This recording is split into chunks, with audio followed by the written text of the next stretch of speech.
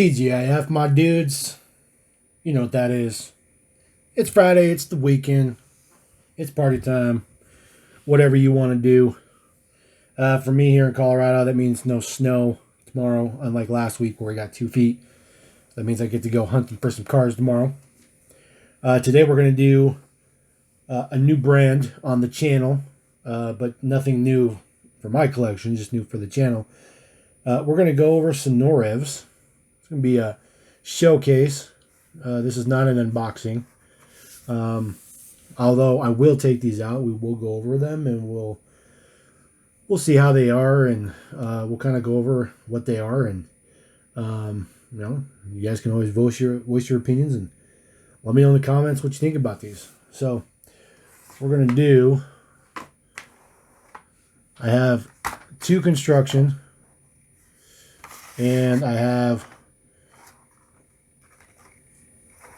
the rest of them are farm trucks. Now, I bought these off of Instagram. Probably a while ago, close to a year at least. I just bought them off of a whim. The Toy Pimp was selling them. I wanted to check out Norev. I wanted to see what they were all about. And of course, I love construction. I love, those kind of things. So I figured, why not? Let's pull the trigger and see what we got. So I believe these are all licensed. So this is a New Holland front end loader, and this guy is also New Holland. This is a telehandler. So let's start with the hauler. I'll take that out of the box real quick. Now, obviously, I keep these in the box. They come in a nice clamshell, mini GT status. Throw that off of there. Get that guy on there. These are basically 1/64 scale, I believe. I don't believe they have the scale on here. I'm checking, guys. No scale on here. This is all your deets on the bottom, in case you guys want to check out them deets. So, designed in France, made in China, because everything's made in China. All right. So, I was quite surprised when I first got these because there is an enormous amount of plastic. So we're looking at this. So the body here is metal. Cab is plastic. This whole front piece is plastic. The front dumper is plastic. It does move up and down. And then the bucket goes to about there. That's about the extent of it. But it does have all the turning features. Here's your details on the bottom. New Holland 190B. Surprisingly, it does feel okay. It doesn't feel cheap or light or craziness like that, because this is probably a relatively large chunk of metal in that part. But it's really nice. And then, of course, these are just hard plastic wheels as well. But, yeah, that's pretty cool. They're pretty cool. I think they would look perfect in a diorama. I mean, I feel like that's kind of more so what they're designed for. Although you could play with these as a kid. I don't know. I feel like if I gave these to a kid, they would just destroy them. But, yeah. All right. Bear with me, guys, because I'm going to try to throw these back in here as we go. These models are relatively fragile. All right. We're going to check out a telehandler. Relatively fragile just because of the amount of plastic involved. Boom. All right. So this one, the whole base is metal. So the whole base is metal, and then this back part is metal as well, which gives all the counterweight to the model. The outriggers are permanently fixed out, which is, sucks, but like I said, these are more diorama, more display models. Obviously, it does have moving features.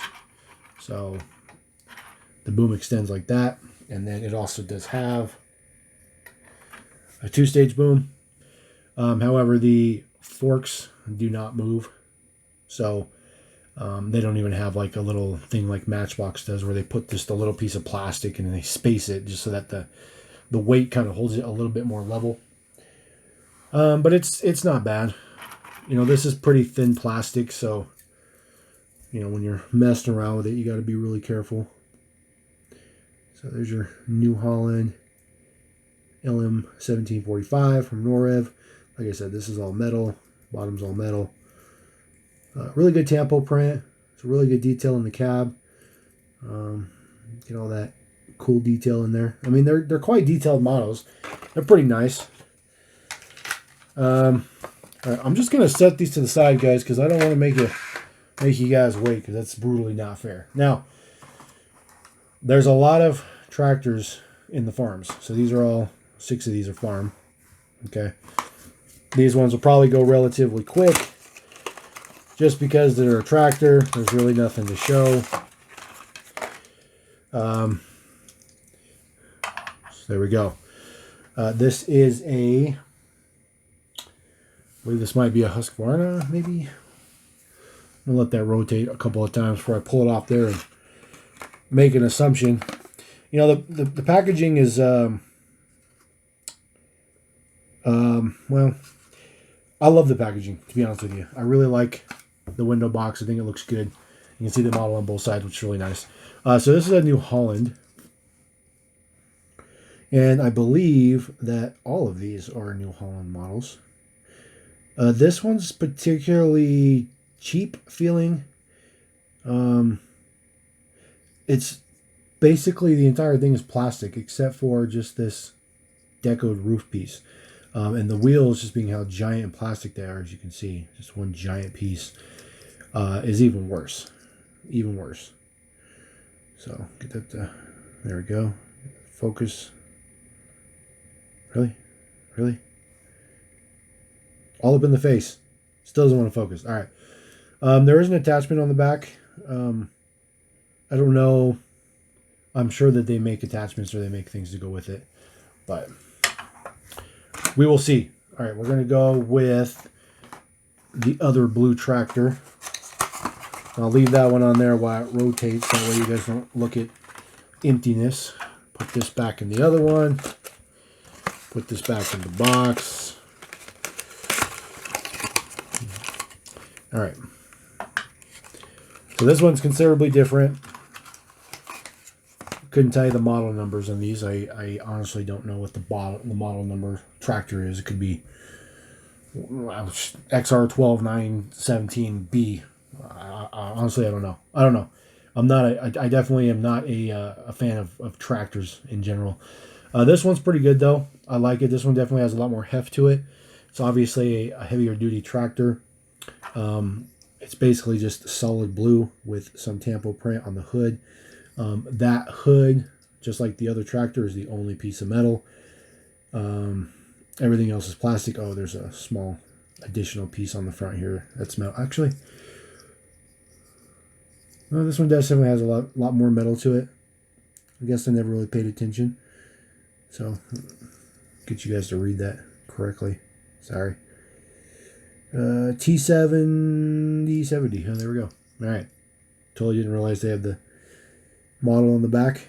Man, I don't understand what's up with the camera sometimes, man. I apologize, guys. I know it drives you absolutely bonkers, but it just doesn't want to be my friend sometimes. This one's pretty good. It does have pretty good detail in there for the cab. You know, like I said, these are not high quality 164. They're not designed to be showpieces, but they're nice for what they are. I don't know what these retail for. You know, in other parts of the world that these are actually readily available. I don't know if these particular ones are readily available anymore. But I think for all 8 of these, I paid like $40 shipped to my door, $45. So I paid about $5 a model, which I think $5 a model is fair. There's a pretty good amount of detail to it. Definitely a lot more plastic than I thought, but that's okay. All right. Now, these next models, as you already can tell, are not New Holland. These ones are way better. I don't know what the difference is, but these ones are far, far, far better than the New Hollands.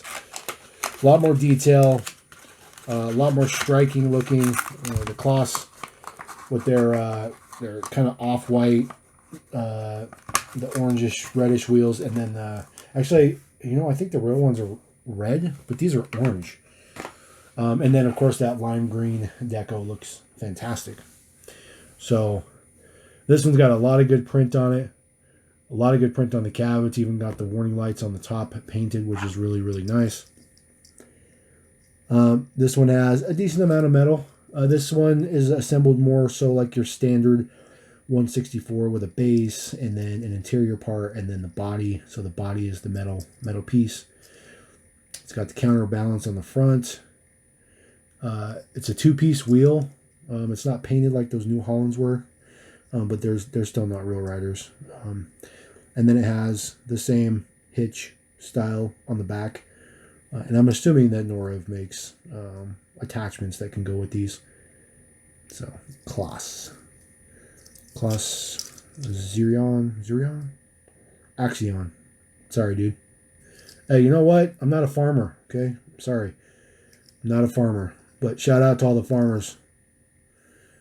You guys make the world go around, that's for sure. For sure. All right, we're going to get to the next version of this one. This one's a little bit cooler because it has a scoop on the front. So I'm going to pull this guy off and throw this down.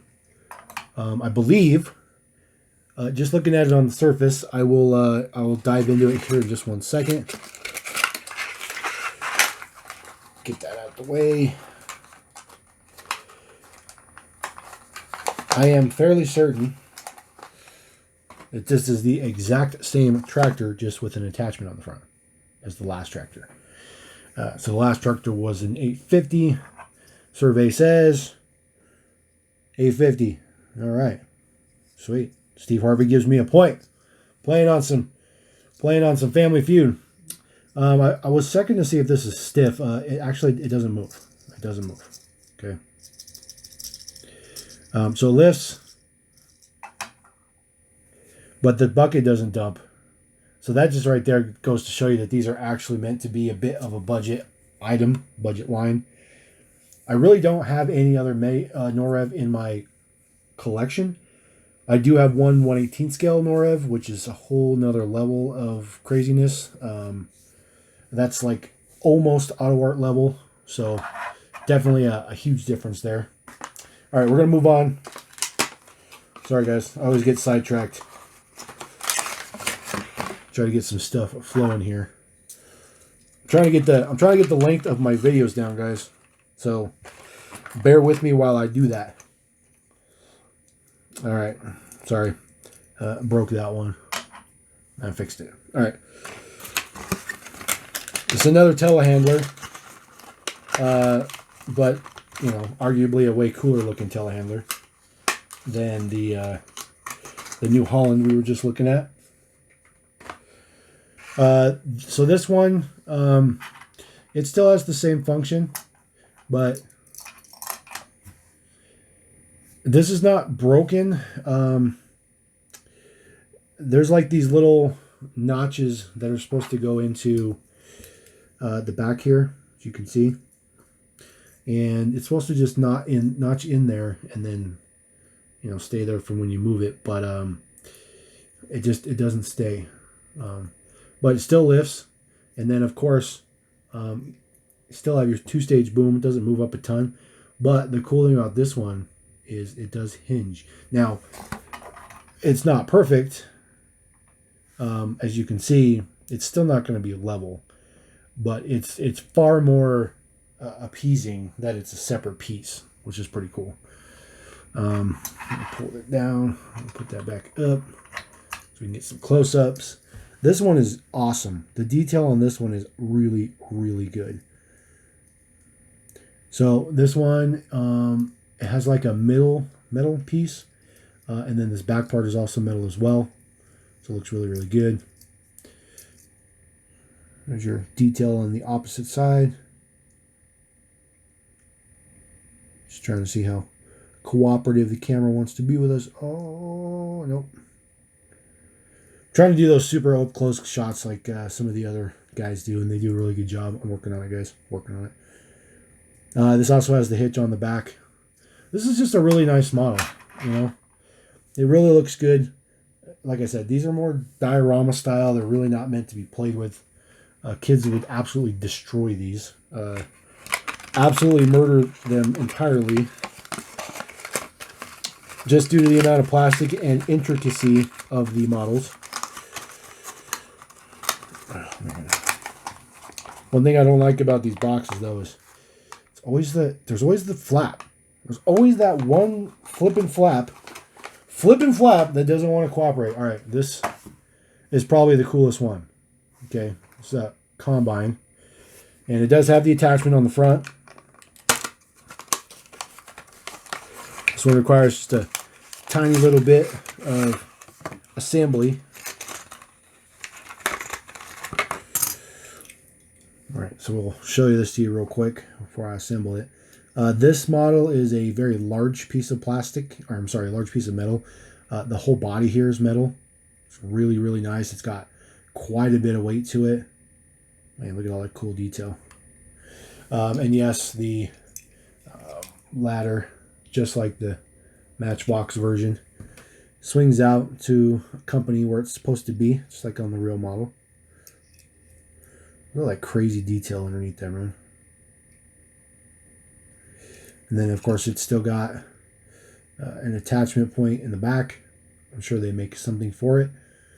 And then, of course, it's got the chute that stretches out. And then this is the attachment. And yes, it's two pieces and it rolls. Very, very nice. Just slots into two little notches on the front of the unit, and then you just kind of, sorry guys, try not to I don't want to break it, so I have to be a little bit careful with it, a little bit gingerly with it. It's extremely, there it goes. Okay, all right, so we got the attachment on there. Now the cool thing is that the cool thing is it'd be nice if I could get the attachment to level. Okay. All right. We got it. Now we're good to go. Okay. So the cool thing about this is that the front attachment lifts just like you'd expect it to. There's actually quite a bit of intricacy detail to it for, you know, how small it is. But there's just a hinge right there. I know it's kind of hard to see. This is pretty small. This is definitely not 1/64. It's not even 1/87 scale. Not even 1/72 scale. I'm not really sure what this would be. I don't know. But it's a relatively small model. We're gonna do this for just for the fun of it, real quick. So there's a 1/64 green light right next to it. Makes it look like a Power Wheels kids toy or something. It's hilarious. It's hilarious. All right, guys. Just gonna wrap this up. Just want to throw these Norevs on there. I had to move these around today. I'm trying some new light in here, and the light is absolutely garbage. About those lights up there, absolutely garbage. So I gotta redo those. Go back to the drawing board. We're gonna try something different. So, anyways. Run down, subscribe, like, comment, all the stuff you want to do. Hope you guys enjoy your Friday night. I'm already pretty late here. Go have some fun, and come back tomorrow for another video, more diecast stuff, and Level and Diecast saying peace.